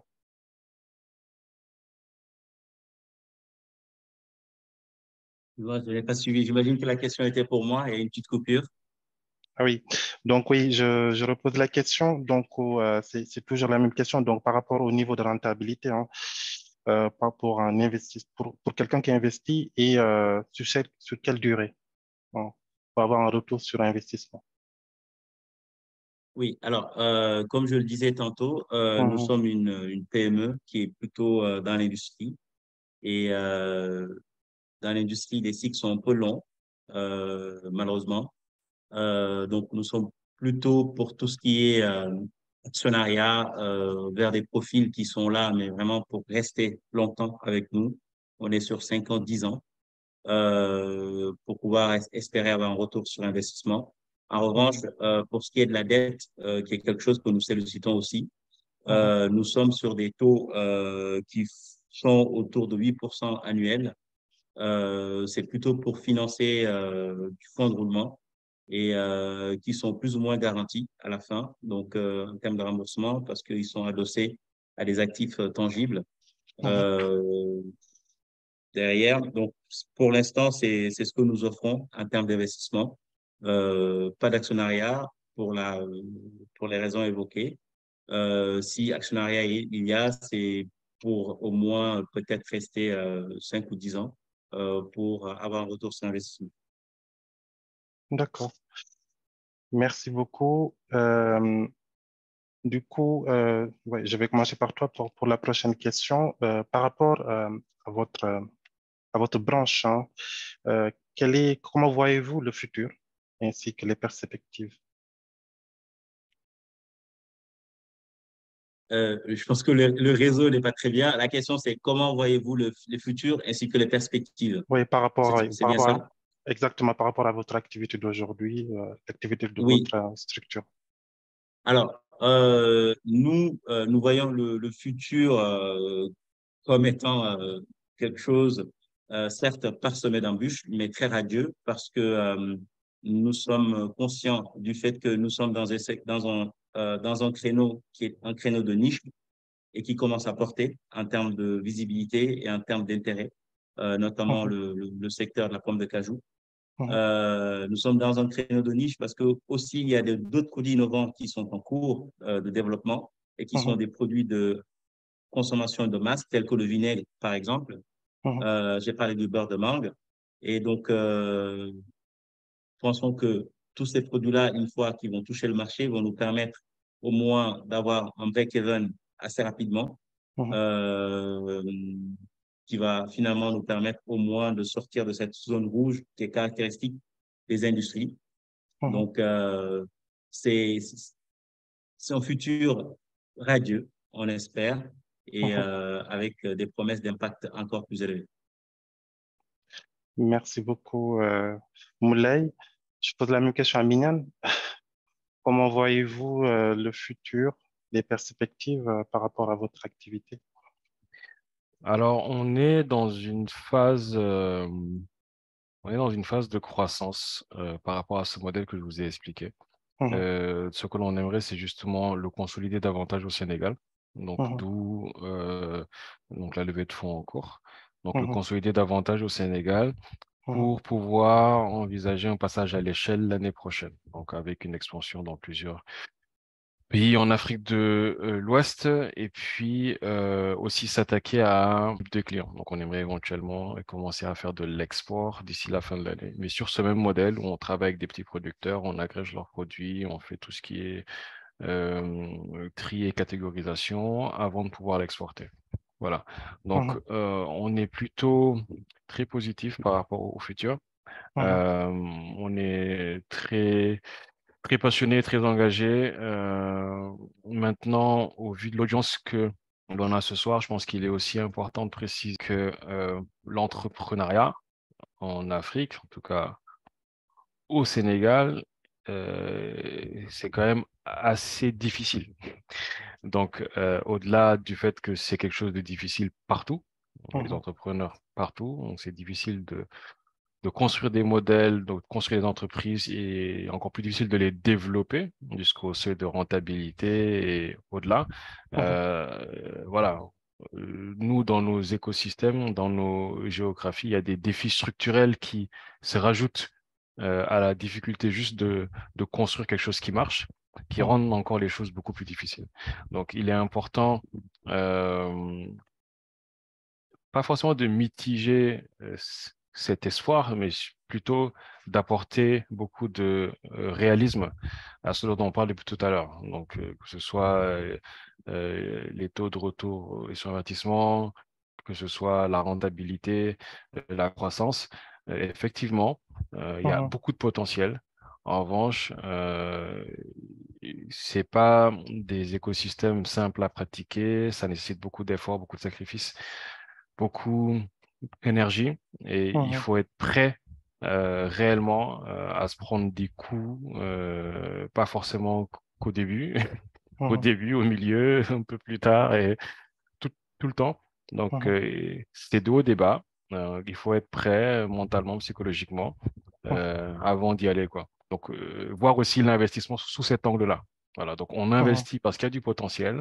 En revanche, c'est dans des géographies qui ne sont pas simples et il faut être en mesure de mesurer du coup son aversion au risque, son aversion aux turbulences, comme j'aime bien le dire, avant de se lancer, que ce soit dans l'entrepreneuriat ou dans l'investissement en Afrique. Maintenant, comme on aime aussi le dire, hein, il y a un risque, mais justement, il y a une récompense pour ce risque-là, et c'est normal que les taux de rendement, sans aucune surprise, sont plus élevés en Afrique, pour reprendre ce que disait Clément et Evelyne, justement. Voilà. Et merci beaucoup pour la question. En tout cas, merci pour la réponse hein, qui est vraiment riche hein, et on apprend des choses. Hein. En tout cas, merci beaucoup, Mignane. Clément, donc, comment voyez-vous hein, le futur, les perspectives hein, liées à votre activité? Alors, les perspectives sont belles parce que j'ai l'habitude de dire que si les banques de notre région fonctionnaient comme les institutions financières en Amérique du Nord, de ce que je connais le mieux en tout cas, parce que là-bas au moins quand le client rentre dans une agence, les conseillers vont essayer de lui vendre tous les produits, incluant les produits d'investissement, l'assurance, tous les comptes de courtage, tout ce qu'il y a. Mais la dynamique dans notre région est tout autre. Les banques ne sont pas encore à ce niveau. Par contre, je pense qu'il va falloir qu'on grille certaines étapes parce que si le développement des activités de courtage en valeur mobilière dans les marchés développés est fortement corrélé au taux de bancarisation de leur population là-bas, euh, dans notre zone ne dépasse pas 20%. Donc, oui, le potentiel, il est là. Mais je pense que si nous, les acteurs, nous faisons la même chose que les banques font depuis 70 ans, le résultat ne sera malheureusement pas bon. Donc, je pense qu'il y a toute une opportunité avec les fintechs qui sont installés dernièrement dans notre région pour pouvoir justement simplifier le mécanisme de euh, comment alimenter un compte de courtage et comment récupérer ces fonds une fois qu'on fait des ventes. Donc, je pense que de plus en plus, on voit des fintechs qui proposent des solutions et ça répond un peu à la question d'un des participants. Comment envoyer de l'argent de la France? Ben, la voie la plus simple que nous utilisons actuellement, c'est Sendwave, qui est rapide et nous permet, nous, SGI, de recevoir les fonds instantanément. Et même chose pour l'envoi. Après, bon, les virements bancaires classiques peuvent venir en appoint. Et ça me permet aussi de répondre à une autre question. Il y a le règlement de la BCAO R09 qui facilite les investissements venant de l'étranger. Donc, quelqu'un qui est en France, qui envoie de l'argent chez Evelyne ou chez Mignane ou chez nous, ou Moulay, au moment du retour, il y a une réglementation qui protège cet investisseur et qui va permettre à la banque de virer les fonds en respectant la réglementation de la BCAO. Donc, c'est le règlement 09, R09. Si vous tapez dans Google, vous le trouverez assez facilement. Donc, voilà, en termes de perspective, vraiment, les fintechs vont pouvoir ramener le marché des investissements à un autre niveau dans les prochaines années. Merci. D'accord. Merci beaucoup, Clément. Evelyne, par rapport toujours à cette question, comment voyez-vous le futur ainsi que les perspectives relatives à votre activité? Nous, dans notre métier qui est celui d'investisseur dans ce qu'on appelle le missing middle, le milieu manquant, c'est pourquoi on travaille très, très fort et non seulement nous, au niveau d'un seul fonds, mais on est réunis, on se regroupe, on parle au niveau africain, des gestionnaires de fonds qui sont sur le même type d'entreprise. On prie très fort pour que qu'à l'avenir, il y ait beaucoup plus de capital qui vienne vers le continent et pas que vers des entreprises tech. Aujourd'hui, il y a un vrai engouement autour de ces entreprises-là, mais vraiment un peu plus, beaucoup plus sur les PME qui constituent l'économie réelle et qui finalement sont, pour moi en tout cas, la clé du développement de ce continent-là. C'est ces entreprises qui emploient le plus de monde. Voilà, il faut absolument qu'il y ait plus de capital vers ça. Pour le moment, le gap est très, très fort et très, très grand. Les banques ne sont pas en mesure de financer. La finance a ses limites à un moment donné. Donc, il faut, voilà, on advocate et on fait beaucoup de plaidoyer pour faire comprendre la spécificité de cette cible-là, qui n'est ni celle du private equity, ni celle du VC. Et du coup, c'est un peu une nouvelle classe. On se définit un peu comme une nouvelle classe d'actifs financiers sur le continent, un peu en Amérique latine, un peu en Asie. Et puis, on travaille très fort pour qu'à l'avenir, il y ait beaucoup, beaucoup plus de capital vers ces cibles-là, et puis à travers des fonds plutôt à taille humaine, comme les nôtres, qui ne vont pas dépasser la taille du 50 millions d'euros ou de dollars. OK. Merci beaucoup. En tout cas, merci à vous tous par rapport aux réponses que vous avez su donner par rapport aux différentes questions. Je vais passer la main à Cher par rapport aux questions qui sont posées au niveau du chat.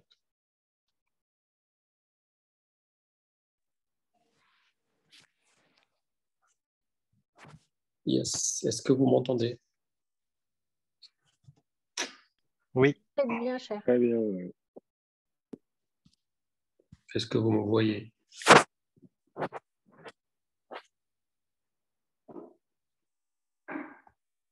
Oui, on te voit, Cher, on te voit. Oui.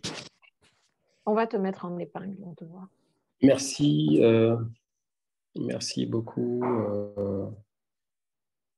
Juste le temps que je me vois, voilà. Merci beaucoup.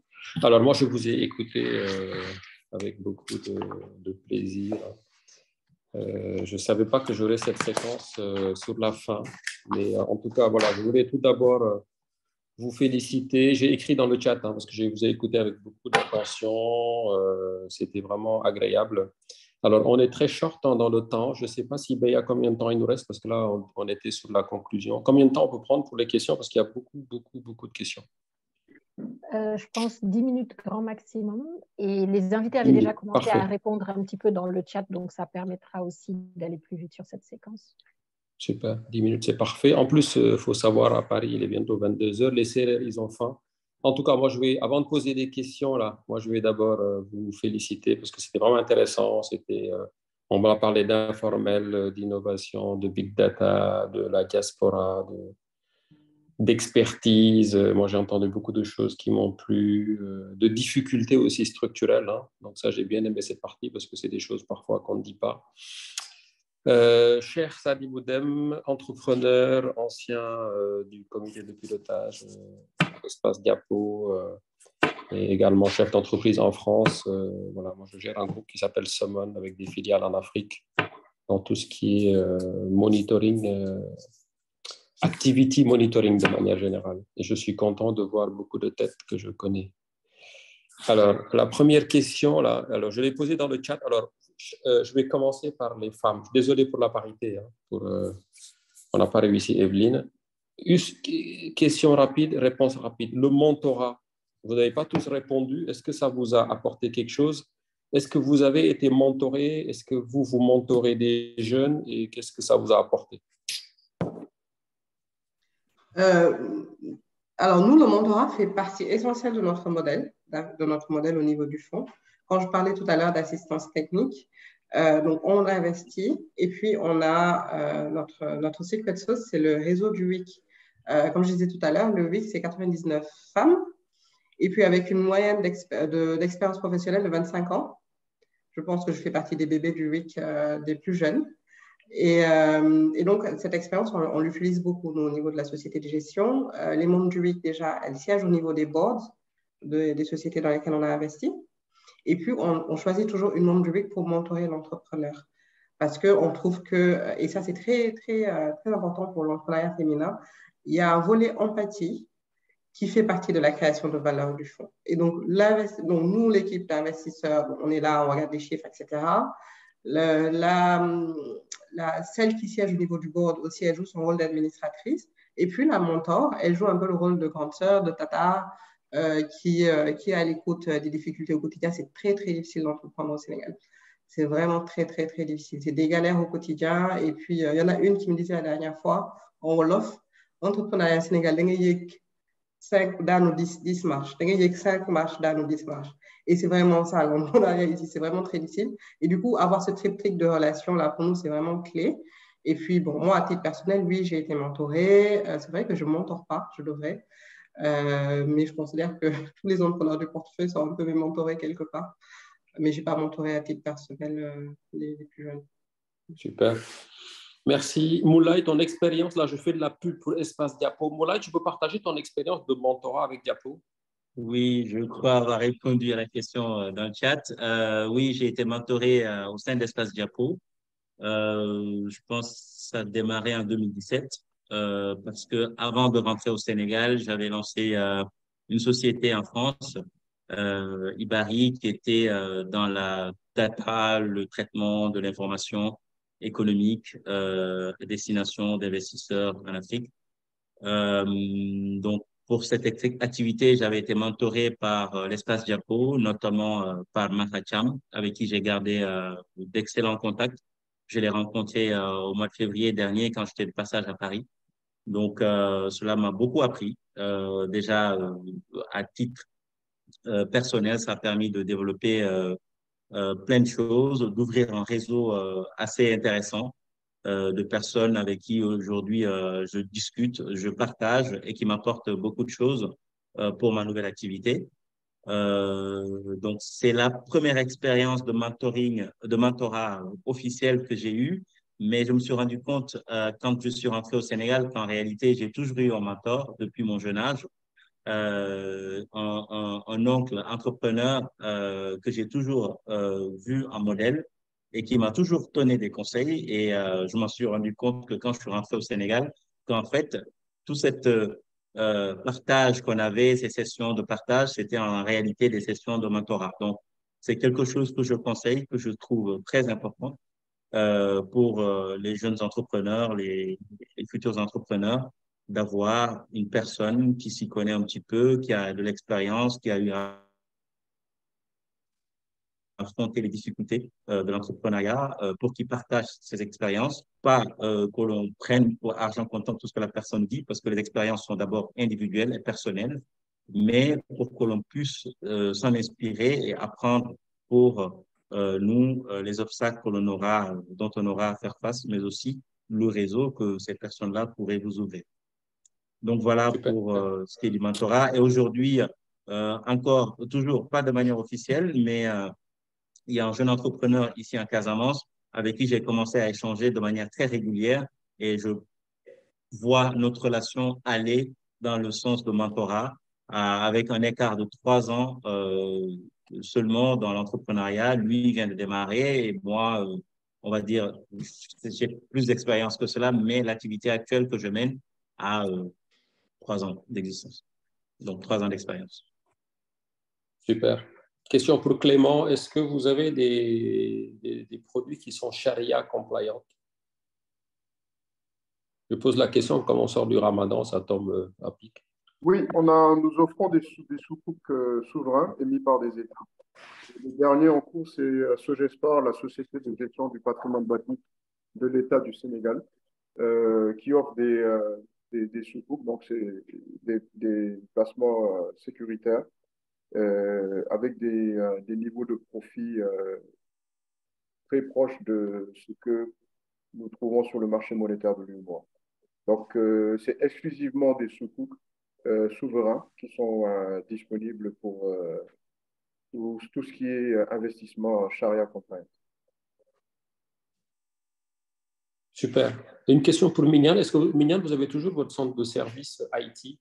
Je pose la question parce que ça m'intéresse aussi. C'est monsieur, c'est une personne qui s'appelle iPhone hein, qui te pose la question. Et qui travaille, il y en a beaucoup qui s'appellent iPhone. Non. Qui travaille chez Oxeos. Il fallait faire des choix, donc non, je n'ai plus cette société. J'ai laissé l'activité à mon partenaire de l'époque, du coup, qui a essayé de la diriger seul et qui, à un moment donné, n'y arrivait plus. Et donc, non, en gros, voilà, c'était une ESN et à la fin des projets, on n'a pas renouvelé, quoi. Donc, c'est comme ça que ça s'est fait.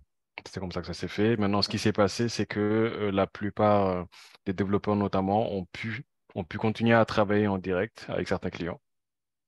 Puis d'autres, on les a redirigés du coup vers les sociétés amies que l'on avait, du coup, qui étaient en mesure de faire le même travail. Donc voilà comment ça s'est passé. Okay. Mais non, je n'ai plus la société. Super. On a rarement eu autant de questions, Béatrice. Je suis très embêté. En général, il n'y a pas beaucoup de questions. Moi, j'ai une question pour Mignan, là, pour Moulay. C'est pourquoi vous vous arrêtez juste aux pommes de cajou? Pourquoi vous n'exploitez pas les noix? Est-ce que vous ne ratez pas une opportunité là? Tout à fait. Et qu'est-ce que vous faites des noix d'ailleurs? C'est juste temporaire. Alors, pourquoi on ne fait pas les noix? Il fallait faire des choix, comme le disait Mignan. Nous avons fait le choix de partir d'abord vers l'innovation, donc la pomme de cajou. Et comme c'est des investissements lourds, donc il faut finir de stabiliser cet investissement-là, le rendre rentable avant de se diversifier vers autre chose qui est aussi consommateur en capital que la noix de cajou. Donc c'est pour cette raison-là que nous ne sommes pas encore sur ce créneau-là. Mais c'est quelque chose que nous allons faire, c'est dans nos stratégies de développement. Actuellement, ce que l'on en fait, nous avons organisé des structures de collecte, donc les groupements de femmes. Quand elles collectent, elles restituent les noix aux propriétaires des champs, des agriculteurs, donc, qui à leur tour les revendent à des transformateurs locaux ou encore à des traders indiens ou vietnamiens qui viennent ici au Sénégal pour s'approvisionner en noix de cajou. Okay. Super. Alors, est-ce que vous pouvez mettre, je ne sais pas si vous pouvez mettre vos mails ou vos contacts dans le chat, parce que je ne pourrai pas vous poser toutes les questions, je suis vraiment désolé. Donc, je vais vous laisser mettre vos contacts dans le chat, vous allez être contactés, parce qu'il y a des questions sur beaucoup de choses, hein, sur les rendements, mais Clément a déjà parlé de rendements, sur les SGI, sur les barrières pour entrer en France, mais je pense que Mignan en a parlé un peu. Est-ce que c'est difficile de remonter, Moulay, vos produits en France? Est-ce que vous les remontez, vos produits en France, Moulay, ou pas? Pas encore. On a eu des demandes. Nous travaillons dessus avec une cliente. Nous bloquons actuellement sur des questions de contrat, mais c'est bien en cours. Alors, pour remonter des produits finis en France et remonter des produits en bulk, ce n'est pas du tout la même réglementation. Donc, il faut juste voir comment naviguer les deux. On est en train de voir ça avec ce client-là.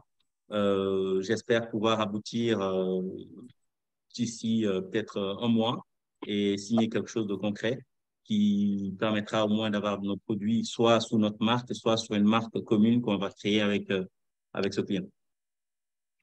Ok, super. Il y a beaucoup de questions de la tire. Là, je vais vous laisser échanger par mail. Il y a des questions sur les mois, sur le financement de l'amorçage. Donc, je pense qu'Evelyne a répondu à cette question. Donc, moi, je vais m'arrêter là. Je l'ai déjà dit 2 fois, je le redis, je suis très, très content d'entendre les entrepreneurs. Ça me fait vraiment plaisir, surtout dans des eaux troubles, comme le disait Mignane au Sénégal, où c'est vraiment difficile. Voilà, l'espace diapo, on est là aussi pour vous accompagner, pour vous mettre, pour vous exposer. À un moment, on a atteint plus de 80 personnes. Cet événement est enregistré, sera diffusé sur les réseaux sociaux. Donc, vraiment, bravo pour ce que vous faites. Et puis, on ne peut que vous souhaiter une excellente continuation et n'hésitez pas à reboucler avec le comité de pilotage, hein, si on peut. Moi, je suis partisan beaucoup Alors, les Juifs le font beaucoup. Je ne sais pas si vous savez ça, mais il y a un dollar à New York, $1, ça c'est Baba Zoumanigi qui m'a appris ça. $1 à New York, il passe entre 9,5 Juifs. Voilà. Et dans la communauté africaine, c'était 0, quelque chose. Donc, bon, bref. Donc, en tout cas, voilà, si on peut vous aider à développer votre business, allez-y de manière très ouverte. On fera tout avec le réseau qu'on a en France. Et puis, bon, vous connaissez ici, hein, vous étiez là. Donc n'hésitez pas. Donc, je vais passer, moi, la parole à... Pardon? Avec grand plaisir, je disais. Super, super. Je vais passer la parole à Maître Faye. Hein. Moi, j'évite de parler avant les avocats. Je ne sais pas s'il est là, connecté, pour la clôture. Bon, c'est un serrère, hein, ça se trouve, il est en train de manger. Justin, est-ce qu'il est là? Je suis bien là. Je ne sais pas si vous m'entendez. Vous m'entendez ou pas? On t'entend très bien et je peux parier que tu es encore dans ton bureau. Non, mais je disais, enfin, j'ai plus grand-chose à dire. Hein. Cher, tu as fait la conclusion parce que ça ne sera qu'un mot de remerciement. Donc, je suis sûr que nos panélistes me permettront de remercier d'abord l'audience. Merci à tous ceux qui se sont connectés parce que Espace Diapo aussi, si ça vit, c'est parce que vous participez à ces événements. Donc, merci d'avoir pris de votre temps pour venir échanger avec nous ce soir. Et les autres remerciements vont aux panélistes. Donc, ça fait vraiment plaisir de te retrouver, Moulay, ainsi que Mignane. Ça fait un petit moment qu'on ne s'est pas vu. Donc, c'était un plaisir de vous écouter ce soir. Clément et Evelyne, Clément qui ne connaissait pas du tout Espace Diapo, merci d'avoir accepté aussi spontanément de venir partager avec nous. Pareil pour Evelyne, 8 Capital, je pense qu'on est nombreux à suivre vos activités, ne serait-ce qu'à travers la toile, et donc on voit qu'il y a plein de choses qui t'occupent. Mais là aussi, tu as répondu assez spontanément à mon invitation. Donc, je ne vais pas être plus long. Je vous dirai encore une fois, merci vraiment.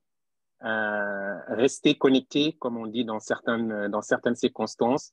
Je le dis parce que chez Espace Diapo, on est encore, comme Henri l'a annoncé, donc, sur un séquençage d'événements. Et donc, nous sommes le comité de pilotage en train de préparer l'événement de juin. Donc, on ne manquera pas de communiquer là-dessus très prochainement. Donc, ce sera plutôt un événement physique à Paris pour ceux qui pourront s'y rendre. Et donc, un tout dernier remerciement, mais avant ça, je remarque quand même que pour se faire appeler monsieur ou madame par notre chère Béatrice, il faudrait rentrer au Sénégal. Donc, moi je pense que je vais vraiment y songer parce que j'ai entendu des monsieur Mignane Diouf, des monsieur Clément Diaye. Alors, après, c'est du Henri Ndong, du Cher, tout ça. Donc, moi, je vais rentrer comme ça, je vais répondre monsieur. Donc, et enfin, cette boutade pour remercier mes amis du COPIL, Béatrice, Henri, Cher, Lamine, Paul, Fatou, Benjamin, Ouri, merci de votre commitment, comme disent les Anglais. Sans vous, on n'organiserait pas ça. Donc, c'est pas la peine de dire à tout le monde que je suis très rarement présent. Donc, je profite de la présence de tout le monde pour vous remercier. Et sur ce, bonne fin de soirée à tous et à très bientôt. Merci. Allez, merci Yann. Merci, à bientôt. Merci infiniment. Merci, merci infiniment à tous pour votre participation.